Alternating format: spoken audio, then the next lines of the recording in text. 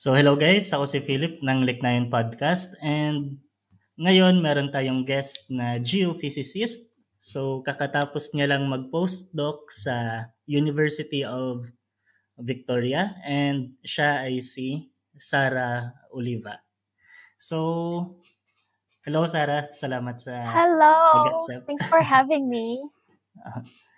Actually, interesting kasi na geophysicist ka kasi yung kambal ko ngayon ay nag-PhD din siya sa Japan tapos geophysics din yung ginagawa niya. Oh, that's so cool. Also, may kambal ka. What a random fact. That's so cool. Yeah, I ended up in geophysics kind of by accident, I think. I had a medyo winding path para makarating sa geophysics. You might know I did my undergrad in physics and material science, actually, which in that sense, maybe it would have made more sense to go to like condensed matter physics. But at that time, I didn't know about it. I didn't know about that field. And nung patapos na ako ng undergrad, I was looking for things to do. And I've always been interested in geology. So, nung na-discover ko na may something called geophysics, without even knowing what it was about, parang narinig ko lang, may geo, tas may physics, cool. I didn't know kung ano talaga yung, what is that? Pero sabi ko, sige, game. And it turned out, so we use physics to study like the structure of the earth, what's going on in the earth. Mostly a lot of geophysicists are either working sa seismology or kind of magnetics, which is kind of ironic because I didn't really like EM sa undergrad. But somehow I ended up in wave physics. Pero madaming di ba? Madami namang mga geophysicist na for example napupunta sa industry. Marami, yes. So there's because a lot of the application in geophysics, it's very useful for exploration, whether you're exploring oil and gas or mining. Yeah. So yung kakatapos mo lang mag-postdoc sa University of Victoria. So yung yung studies mo from undergrad to PhD, pwede mo ba kaming, for example, makwentuhan kung ano yung mga ginagawa mo sa mga previous of course. sa buong journey mo? Sa aking winding na journey. Yeah, so like I mentioned, I studied physics and material science at Ateneo for undergrad, undergraduate degree, bachelor's degree. Sa thesis ko actually for that, I was working on optics, and I'll mention this again later, the relevance, but I was doing optics at that time. And then I went to Italy, International Center for Theoretical Physics. Doon, nag-diploma program ako. Meron silang 1 year na parang pre-PhD intensive program. Ang anong pinili ko na field, that's when I kind of started shifting. Yun yung pinili kong field doon was Earth system physics. So it was taught in a very from a very physics background, na geophysics. So that was a good introduction for me. Because from there, I started a PhD program in the US. Mostly seismology and some modeling. I should say mathematical modeling, numerical modeling, not the other kind of modeling. I started at University of Rochester in upstate New York, but my advisor moved. I mean, my faculty professors changed, lumilipat sila sometimes. So it just so happened na yung professor ko, she found a better job somewhere else. So she decided to move, and I had the choice na sama ba ako sa kanya, lilipat din ako, or stay ako maghanap ng bagong advisor. So I decided to move with her. We moved to Tulane University in New Orleans. So doon ko natapos yung PhD ko. And throughout that, I was mostly working with earthquakes. Kasi nga, yun nga, na-realize ko na under geophysics, most people are either working with magnetic fields or earthquakes. And I very much preferred earthquakes. I actually wanted to work with volcanoes. But that didn't quite work out na mag-direct path ako to volcanoes. So medyo dumaan ako sa earthquakes. Kasi yun yung may funding. And then medyo sometimes I branch into volcano-related things. And I wanted to mention na yun nga, parang yung I switched. Sometimes people think na ang laki nung shift ko from optics, tas biglang Oo nga. seismology. But really, when you think about it, it's all just the same wave physics. Nagbago lang yung wave ko. Nagbago lang yung size ng wave ko from nanometer wavelength waves, now to like kilometer wavelength waves. But the same concepts of wave physics apply. It's the same. Oo. I mean, earthquake waves, they also reflect, they refract, they diffract. So it's very interesting to see how it's the same principles, just a completely different scale. And then after I finished my PhD, I did a 1-year postdoc sa University of British Columbia, dito sa Canada. I'm in Canada right now. And then a 2-year postdoc fellowship sa University of Victoria, which I just finished, as you mentioned. Currently, I'm on a break. And then I'll start a faculty position at Universidad de Chile in June. Okay. So congratulations sa faculty position. Salamat. And That's like the goal uh, goal of a yung lot goal of talaga academics. natin lahat sa academia is after mag-postdoc, makaland ng faculty Doing position. So, something a bit more long term kasi puro parang palipat-lipat ako every few years. Yeah, it requires a bit of flexibility. Although I will say may mga successful academics na kunyari meron silang other priorities, or meron silang family, meron silang older parents that they're taking care of. They still manage to like pursue academia with those limitations, not moving too much. Usually people, may mga advisors naman, they understand the situation. So I know people who manage na, alam mo yun, mag long distance na postdoc kasi yung family is in another place. Tapos magbibisita lang every now and then instead na mag-completely move. So it's doable. Just like in my case, since wala akong masyadong attachments pa so far, wala pa masyadong responsibilities. So medyo carry pa, palipat-lipat everywhere. Tsaka siyempre sense of adventure din to get to know a different culture every time. Oo nga. So exciting lagi yung every time na lumipat ng country. Pero going back sa topic ng geophysics. So ano ba, pwede mo bang, for example, bigyan kami ng explanation kung ano ba yung pinagkaiba ng geophysics sa earth science? Kasi di ba parang medyo magkalapit naman yung dalawang yun. Tapos ano yung pinagkaiba niya at paano sila related sa isa't isa? Yeah. So yung earth science is parang sabihin natin siya yung umbrella term. Siya yung broader na topic. Some people will also call that geosciences. Some people, although not everybody agrees, will just call that geology. May mga tao na geology yung umbrella term nila. Pero merong mga purists na ang geology for them is more hard rock geology, let's say. Although meron ding soft geology, pero more on like talagang in field geology or experimental geology where you actually deal with rocks or soil, minerals. That's what people usually think about when they think geology. Nowadays, we just say like earth science or geosciences is the umbrella term. Under that, you've got structural geologists, field geologists, na talagang they go out in the field and look at rocks and how they're kind of next to each other and how they got there. Sedimentologists, similar but more sediments ang kanilang ang tinitignan nila, I guess. But there's also like geochemists. So these are the people who come with more chemistry background, or they have to do more chemistry background, and they will analyze those rocks from the field in a lab that would look very much like a chemistry lab. And they use I don't know what they do, but they do more chemistry stuff that I don't do. And then there's like geophysicists like us. We do more physics, applications sa the same kind of area, the same kind of studies, trying to Mhm. figure out how that rock got there or how the landscape became the way it is.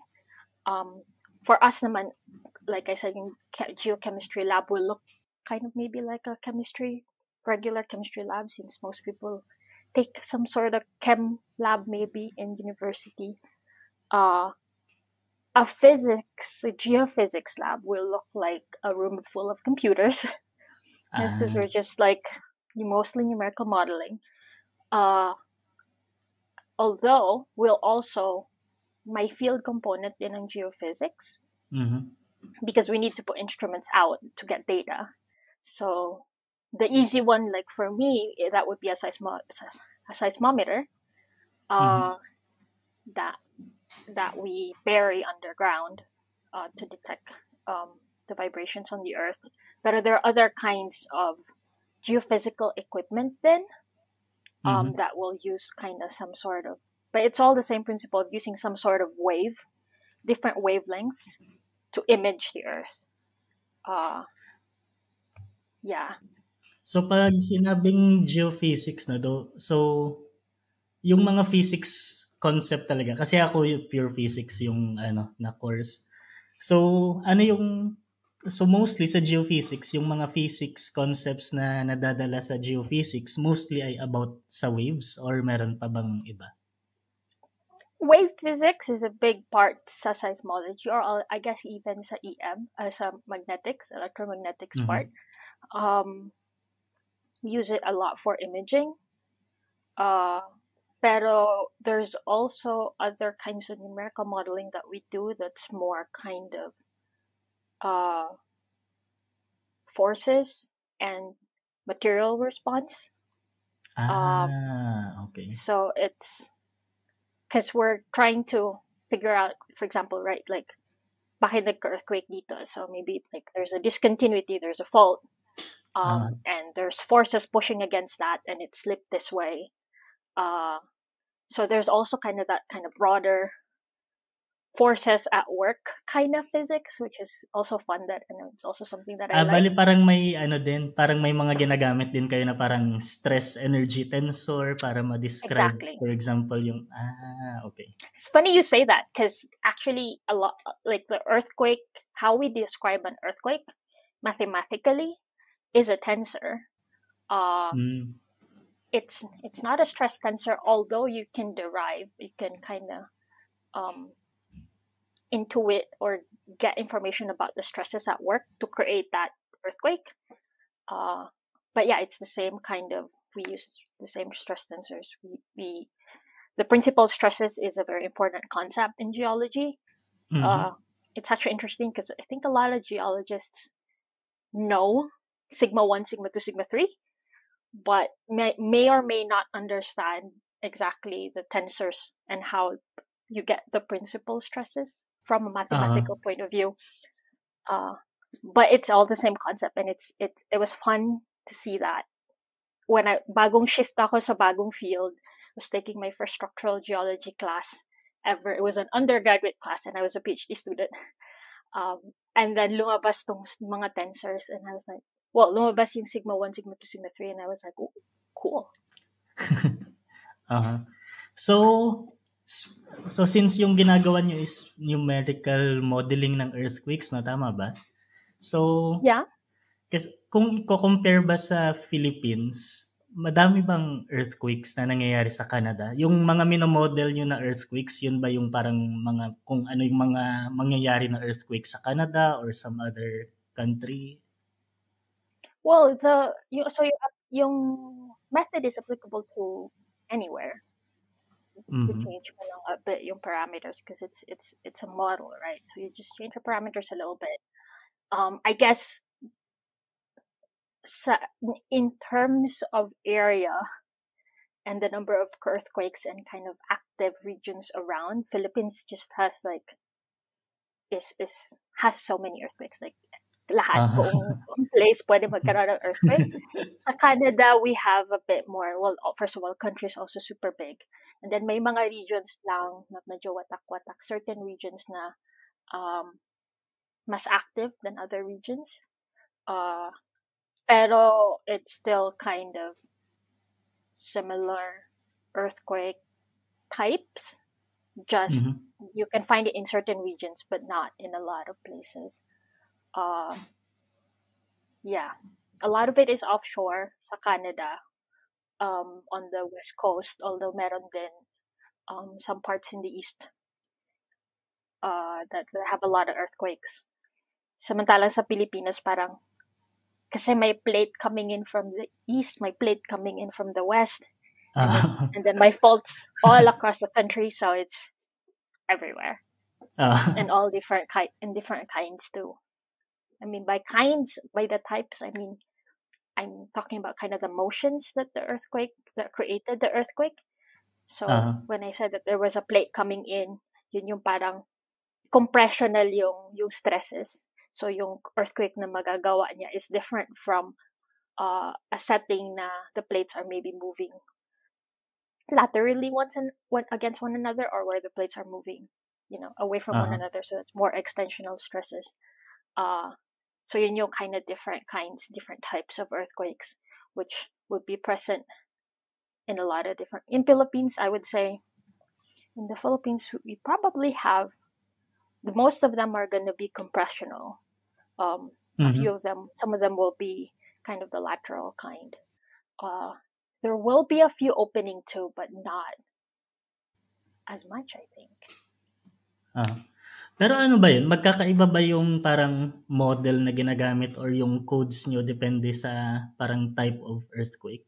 Or parang may single lang kayo na code tapos puwede mong gamitin diyan kahit anong type Siguro I ng should earthquake? clarify because there might kind of two different kinds of coding or modeling that I do. Mhm.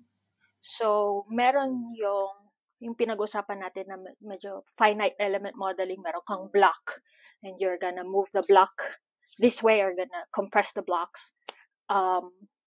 So you just, as long as you can have the same, finite element code, and you just kind of change yung direction ng stresses mo and yung orientation ng blocks mo, and whether you have a discontinuity na mag-introduce ka ng discontinuity or hindi, yung discontinuity mo ba planar or curved, so yun yung fault. So that's a bit more, meron kang parang, you have to build your model space according to that region, which is fairly, I mean, it's doable, but it's a lot more work to adjust from one place to another, syempre, kasi you have to do some sort of 3D approximation of your region. Ah, That also includes kind of your approximations, hindi lang sa shape and geometry ng model mo, but also your elasticity components, or if you're considering viscoelasticity, then there's that too. So that's a bit more, I mean, again, adaptable to different settings. You just have to do a bit more work to capture a different kind of region.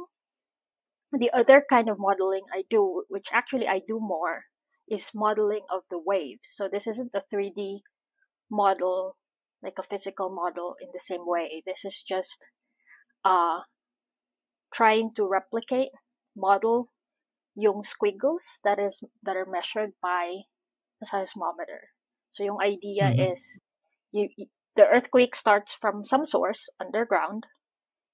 From we Sometimes we approximate it as a point, but we know that it's not a point usually. Ah, But if you approximate it from a point, there's energy released from that point underground, and depending mhm, on yung velocity, what we call the velocity model, so some approximation of how fast that wave would travel around the material, mhm, uh, that energy propagates out, and then nasa syempre lahat ng stations natin, lahat ng seismometers ay nasa surface or minsan buried pero only by a few meters.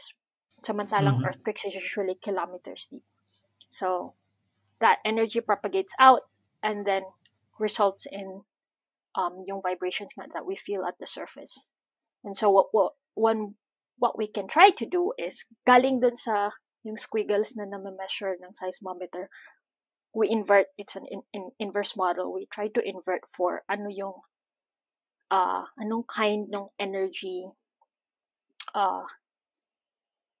shape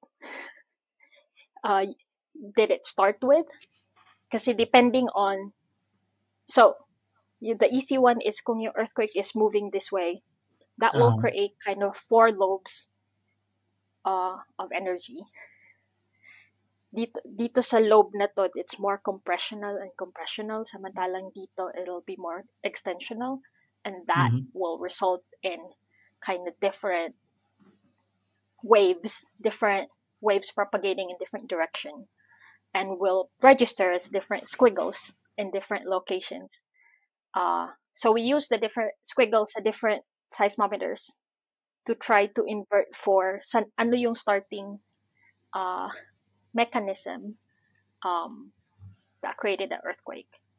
That's what I do a lot. So modeling yung mismong squiggle ng seismometer, what we call the seismogram.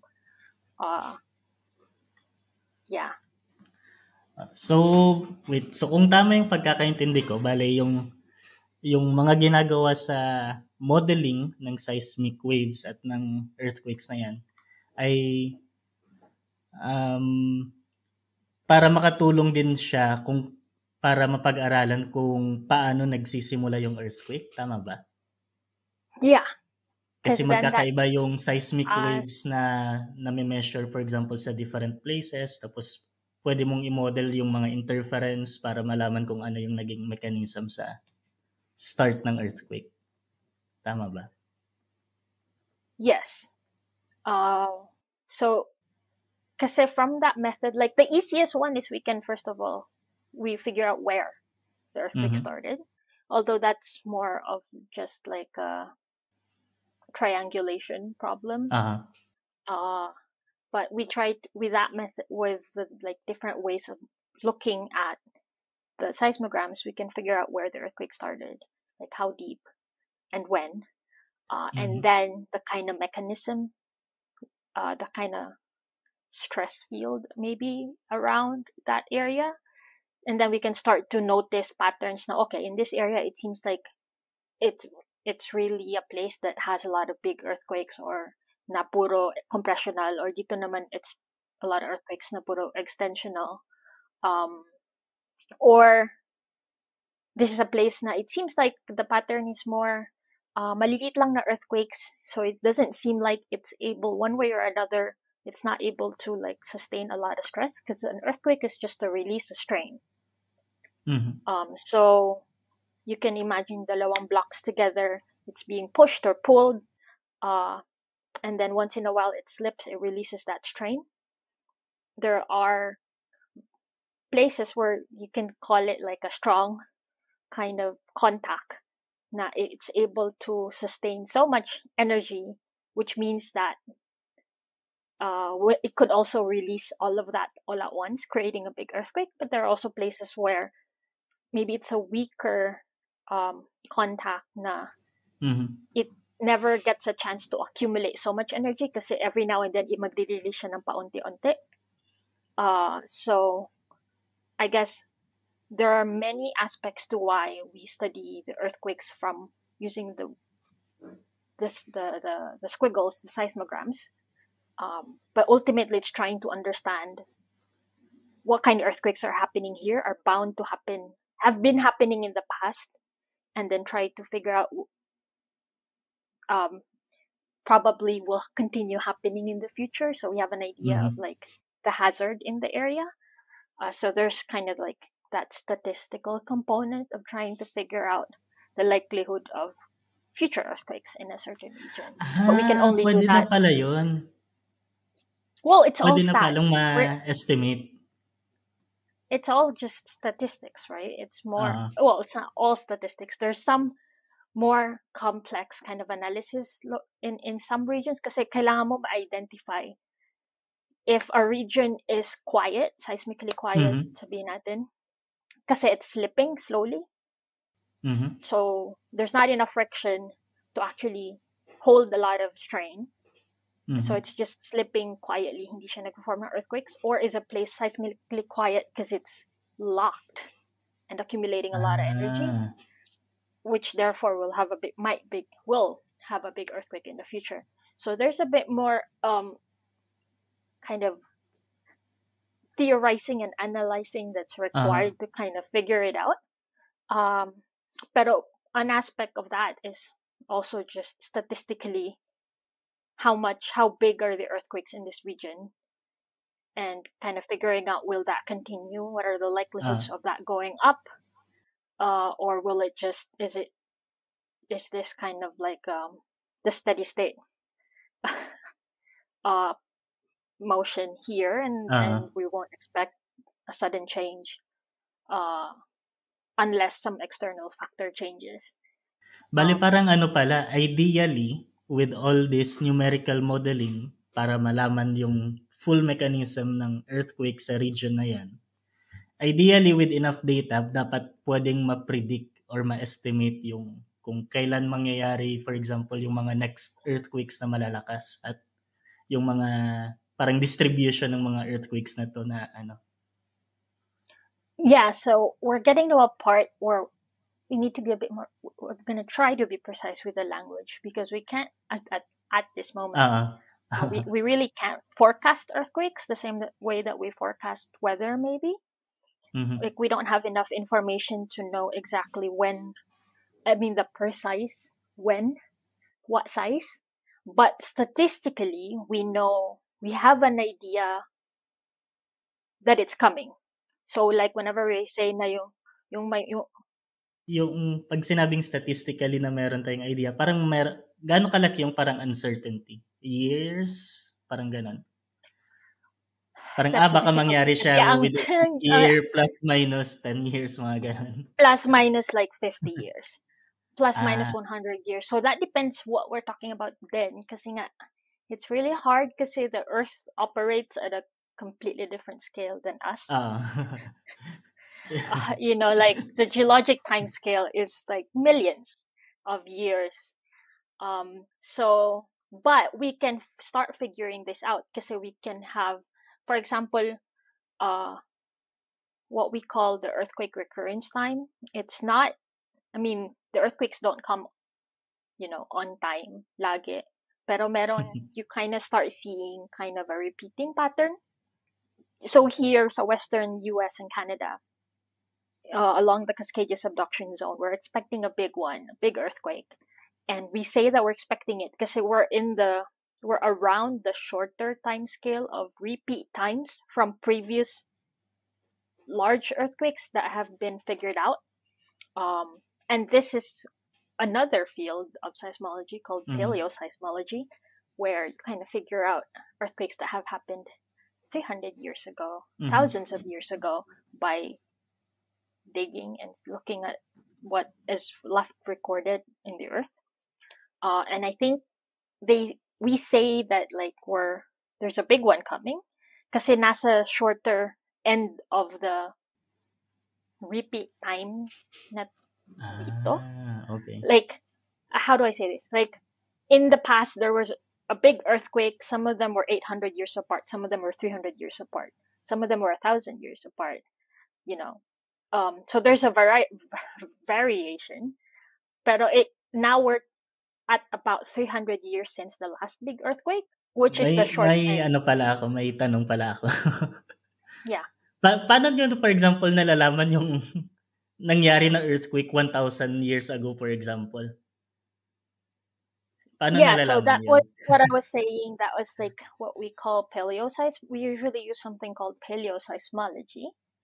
Um, and that's where you can trench an area and find Ah, uh, where rocks have moved, maybe. mm. And if there are organic matter in some of the layers, or carbon, at the very least, you can do carbon dating and kind of figure out when that might have Ah, happened. mhm. Um, that's like a very vague way to do it. I'm sure they do more things. There's some kind of relationships you can figure out in the field to date na itong part na to gumalaw, pero itong part na to was deposited after, so hindi siya gumalaw. So we can, if we date this layer, then we can say the earthquake happened before that. Okay. But again, not my field. Very big understanding of how they do it. Although there's the latest one in the Cascadia example is an amazing story.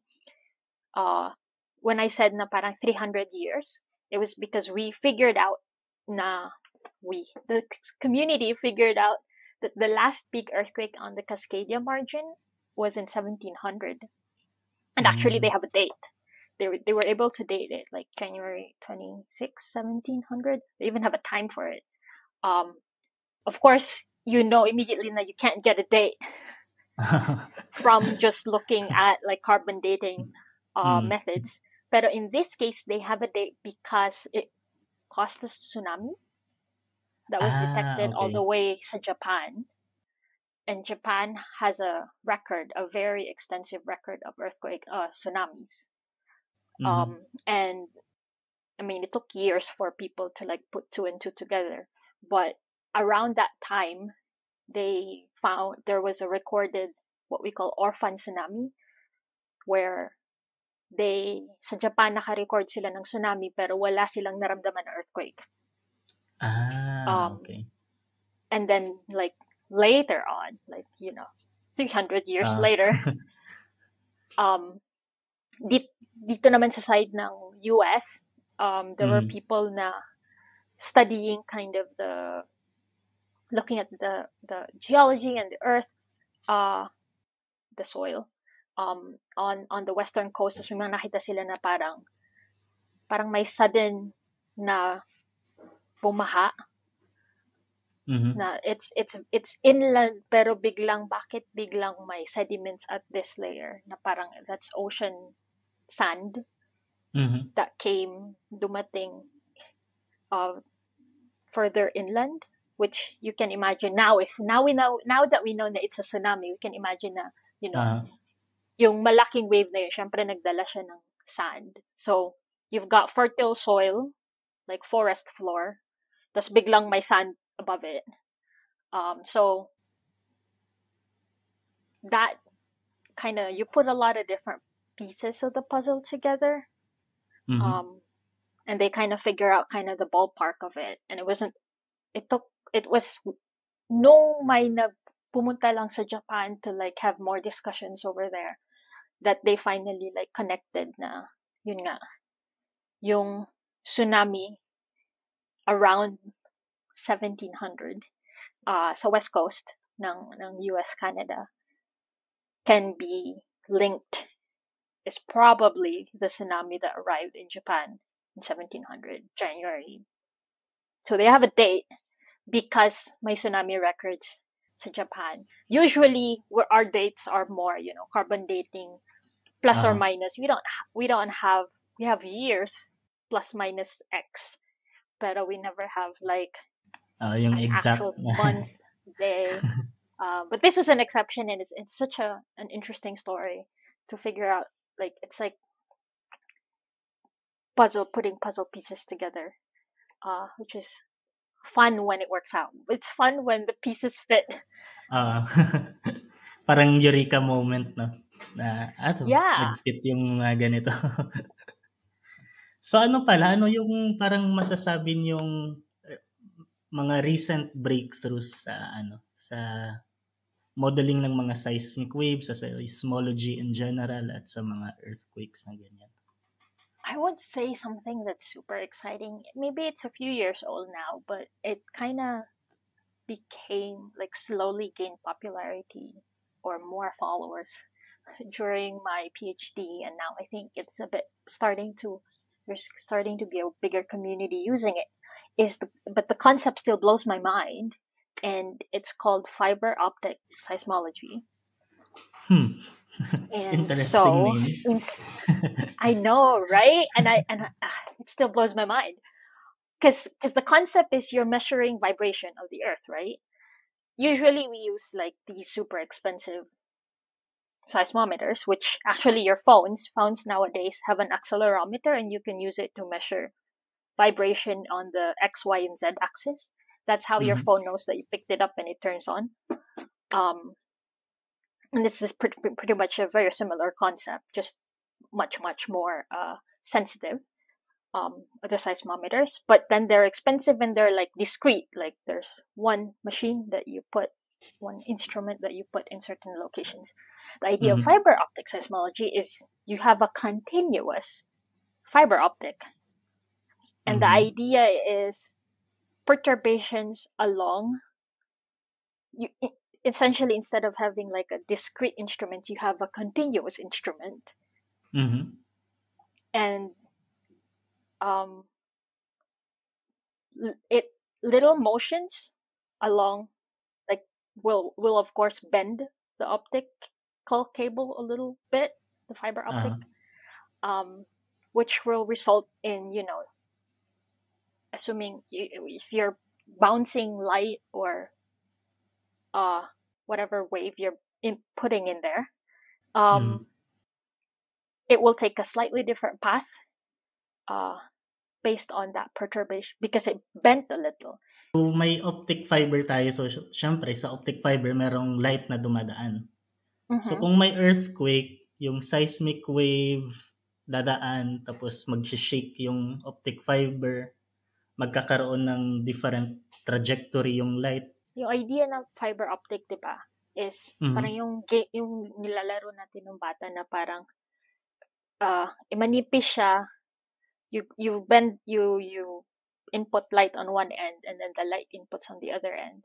And kahit i-bend mo yung cable na yon, the light will still come out of the other end.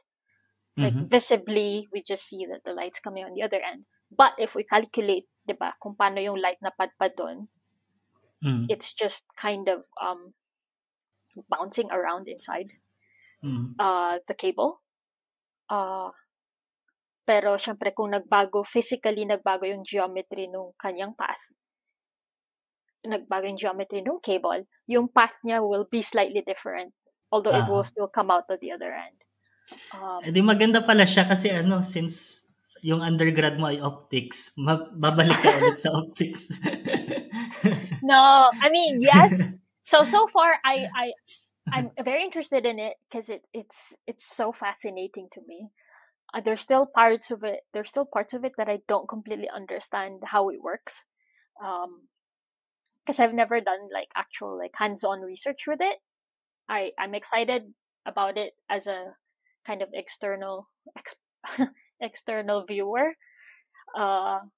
I considered at some point like doing a postdoc in it, but I ended up doing something else. But yeah, I'm open to maybe in the future, or maybe having a student in the future who wants to explore that. But right now, I'm very happy just being like a viewer and watching how the field is evolving. Gaano na pala katanda yung parang yung field na yan? So, bago lang ba yan or parang ilang years ago lang siya nag-start? Yung fiber optics? Yung fiber optic seismology ba yung? I don't know when exactly it started, but it only started gaining more kind of popularity in the past less than 5 years ago, maybe less than 5 years ago. Sobrang bata pa pala ng Because I like meron let's say like a contemporary, like he was doing a PhD while I was doing my PhD, and he was still like doing tests of like the viability of the method. Like like they were still like testing like, is this actually gonna work? So it's still fairly new, although now there's more studies in it, and there are places I think there's more also like private companies who just laid out fiber optic cables to test this method, and I think it seems like yes, it works. So pala, so since geophysics yung ginagawa mo at kanina nabanggit mo na may fieldwork experience naman, so pwede mo ba kaming bigyan ng experience mo sa mga fieldworks na ginagawa ninyo? Yeah, so explain ko muna what we do sa fieldwork, diba?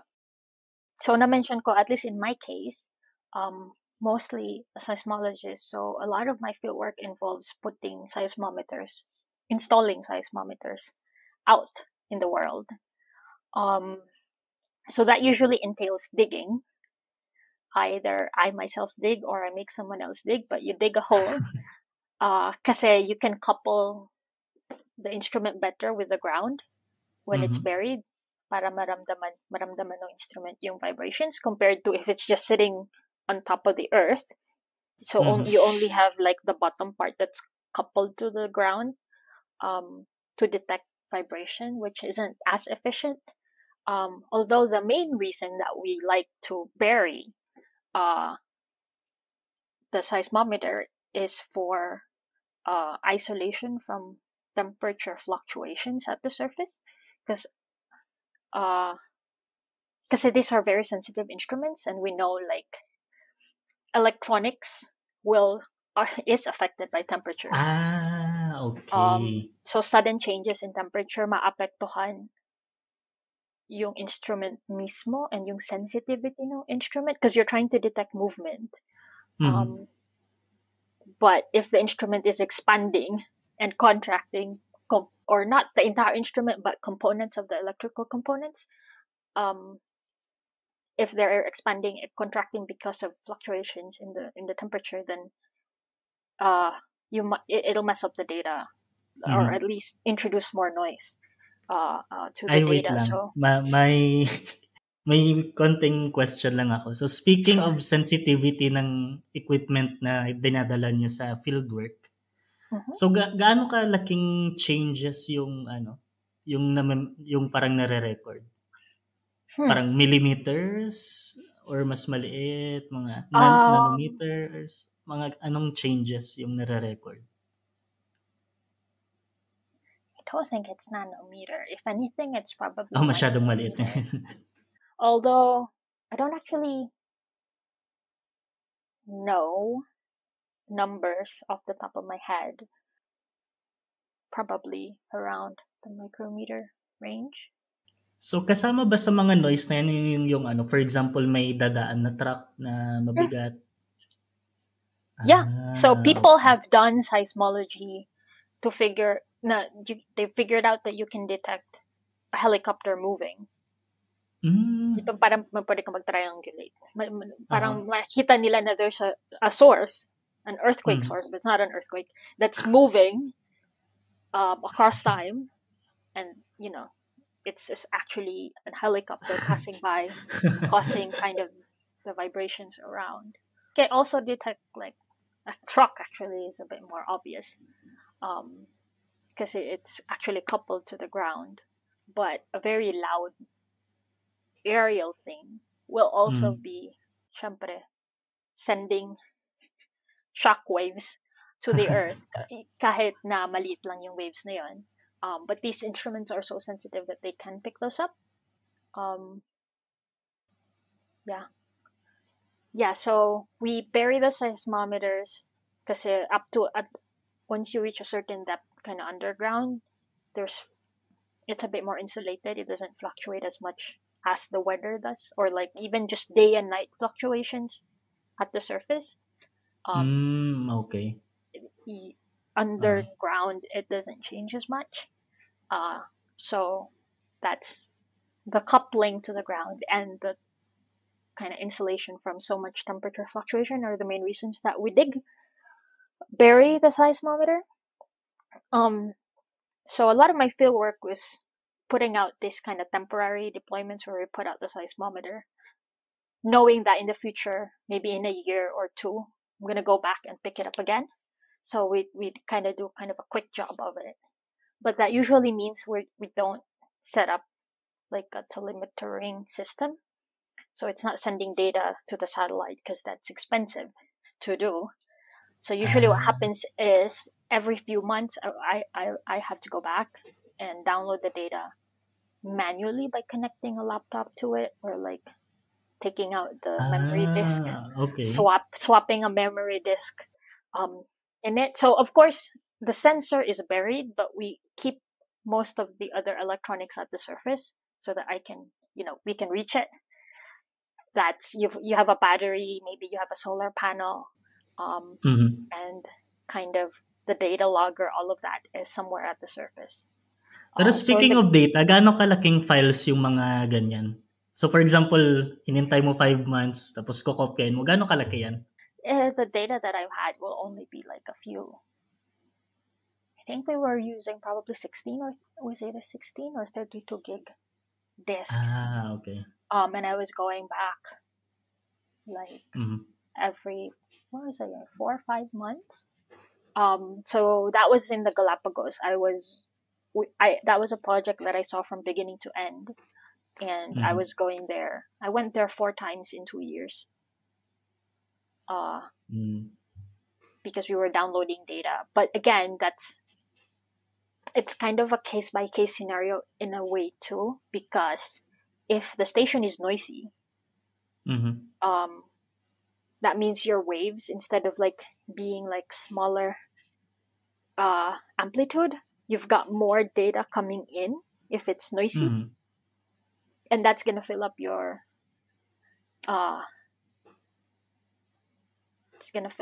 disk faster.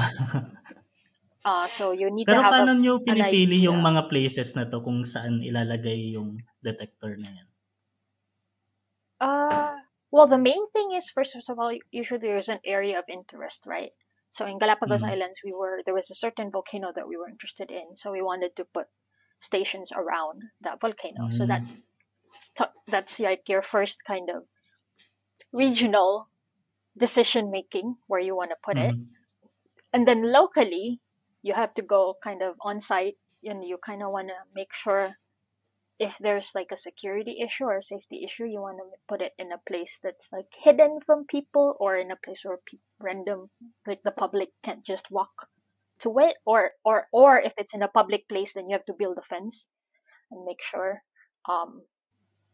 Maybe in some places you hire a guard to like look after it. So there's kind of that consideration. Then you want to find, if you can, a place where you're on rock instead of kind of a basin. Kasi iba ang vibrations.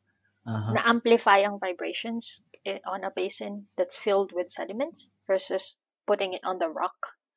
What we call the basement rock. But sometimes you don't have access to the basement rock. And then you want to consider, like, are you on a slope na pwedeng magka-landslide? Baka mag-slide yung equipment mo at some point. Or if not on the slope, are you at the bottom of a slope na pwedeng magka-landslide and matabunan yung instruments mo?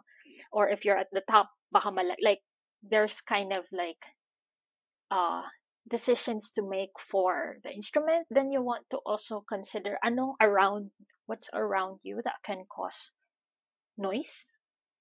So something that people might not think of a lot is kung meron kang pole.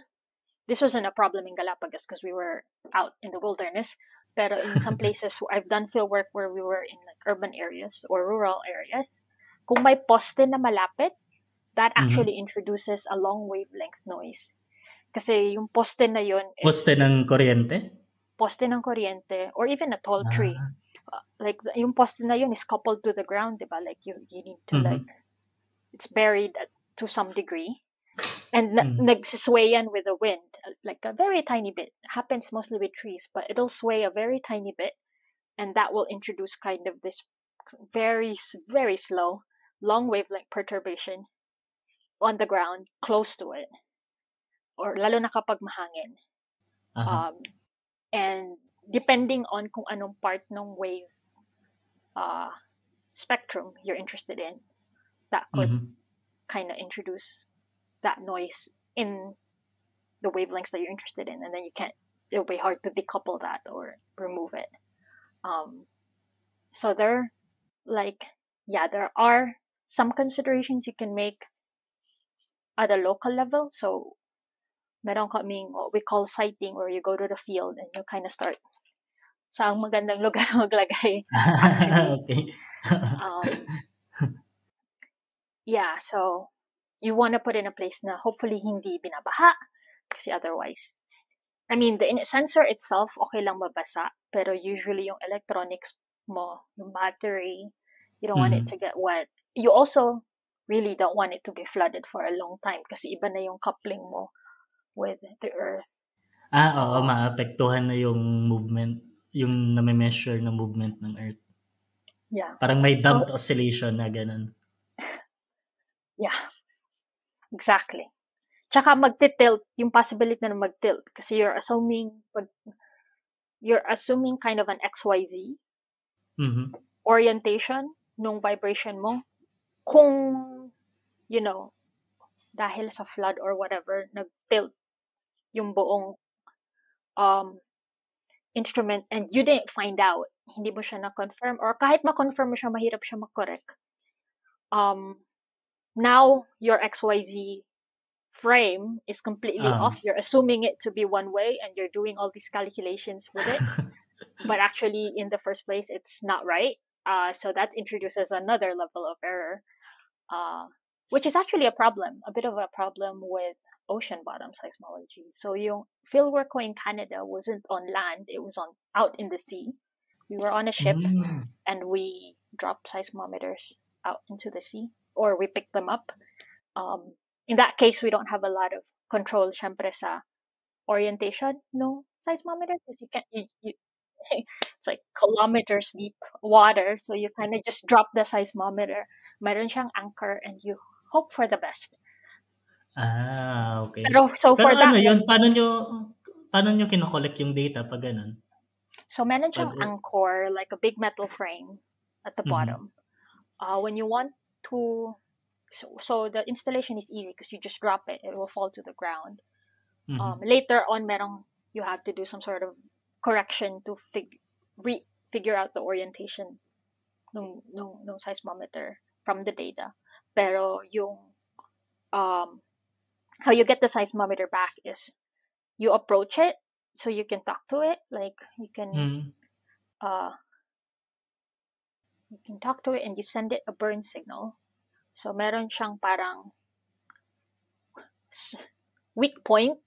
There's a Mhm. weak point in the wiring that's connecting it to um, the anchor. And so you send it a signal, and that the instrument will burn. It's more of like they send an electrical signal Mhm. through it, um, that burns because it's super thin. It just burns that piece of string, through which marirelease niya yung kanyang anchor, and the rest of it is buoyant. Mhm. It's usually very big, but uh, it's very Okay. big because it has a big buoyant part that na Hmm. ma-offset yung bigat ng, or I guess it's not the bigat but the density of the electronic part, so that as soon as ma-disconnect siya with its anchor, it'll float up to the surface, and then it's then a matter Ah. of either looking for it in the radar or visual sighting. It's usually a visual sighting, although you can still radio to it too. uh, Tapos 1 year din 'yan na iniiwan or mas shorter yung time na iniiwan siya? Usually we go for 1 year just because ship time is expensive. Ah. um, so some will do a shorter time. For example, yun lang yung available nila na, kasi inaano din parang nire-rent yung machines, yung Mhm. instruments, pati yung ship. So kunyari, uh, gagamitin nitong research group na to yung instruments from this time to this time, and then after that time may ibang research group na gagamit. So usually we do it for a longer time period, but again, it depends on kung anong what things you're interested in. I Mhm. know there's a group that was trying to, like, I think they were looking at whale signals or whale sounds. Balyena? Whale? I'm not Gamit sure yung exactly. mga seismolo, anong I tawag don't dun? know if they were doing sounds or just the vibrations. But they were studying whales one way or another. Yes, using seismology. for that one, you're not looking for like, maybe not necessarily looking for like a very long, like siguro meron ka lang season na interested ka, pero so you don't need to keep instruments for a longer time. So again, it depends on what your research questions are, ano yung target phenomena mo, and does that phenomena take long or short. Sometimes we put out seismometers. Meron noon naglagay lang sa seismometers for like a month kasi may malaking earthquake and they wanted to detect the aftershocks. So they only put it for 1 month after the big earthquake, and then they took it out, and there was like other planned things for the instruments. So yeah, it depends on a lot of things. But in my case, in the project that I was involved in here, it's every summer, also because of the weather. So it's not great to be on a ship during winter. There's more winter storms. And during the summer, it's kind of, the weather's a bit more better. So usually every summer, you do the marine fieldwork. So, maraming salamat pala, Sarah, sa pag-share um, ng field experience mo at lahat ng mga knowledge about sa seismology at geophysics. So, madami akong natutunan bago today. So, siguro to wrap up na lang. Yeah. Siguro ano yung mabibigay mong advice para sa mga estudyante, for example, or enthusiast sa field ng earth science, or sa mga ibang may plano na mag-pursue ng career sa earth science or geophysics? Yeah, I think earth science is such a fascinating field kasi yun nga, super interdisciplinary niya. You can come to earth science from a chemistry background, from a physics background, from a math background, from a geology background, or a range of other things, material science. All these different backgrounds kind of come together to try to understand what's going on in this world, in this earth that we live in. And like, its nature, by nature, it's very interdisciplinary, which I've always found to be fun. So, kung interested sa earth sciences, you don't have to have, or I want to say, kahit ano man yung background mo, there's something you can kind of figure out to do in the field of earth sciences. There's geosciences. There's everything in this field. And so for aspiring earth scientists, then you can go study whatever you're interested in, whether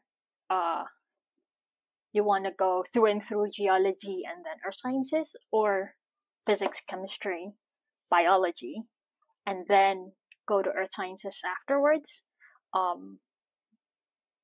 As long as you like try to have some like good fundamentals in whatever niche you want, but it's not in any way restrictive. And that's, Sa I mga think, that sa makes mga it. geophysicist, ano yung parang may specific advice ka ba para sa I mean, geophysics? I guess for physics, you just have to be. I mean, you cannot be scared of math and physics. That's I don't like. You don't even need to be good at it. You just have to be not scared of math and physics. So have that kind of open mind to solve things, with reasonably solid understanding or openness to understanding physics concepts. I would say for enthusiasts, especially, there's so much enthusiasts and also aspirants. There's so much information na ngayon online, di ba? So you can kind of figure out what you're interested in, find a niche that you're interested in, or easier, talk to people. Like, reach out, find mentors. I mean, lahat naman tayo, we've been through the journey, and usually most people I know are generous enough with their time. If you're actually interested to, like, if might not reach out, not curious about something, happy to explain things and kind of help you figure out, explain to you ano bang ginagawa namin. Yeah, that's what mentors are for. And I guess yung last thing na lang to aspirants then that I wanted to mention is don't like don't overthink it kasi you can change lanes at any point. Like it's not like Ah, you're making a decision of a lifetime and hindi ka na pwede magbago ng isip, which is what I love about our sciences too. It's so flexible. If suddenly you decide to do something else, there's another aspect of our sciences that might interest you, such a broad field, or if you want to leave our sciences together, that's fine too. Your skill set is going to be applicable to a whole set of other things too.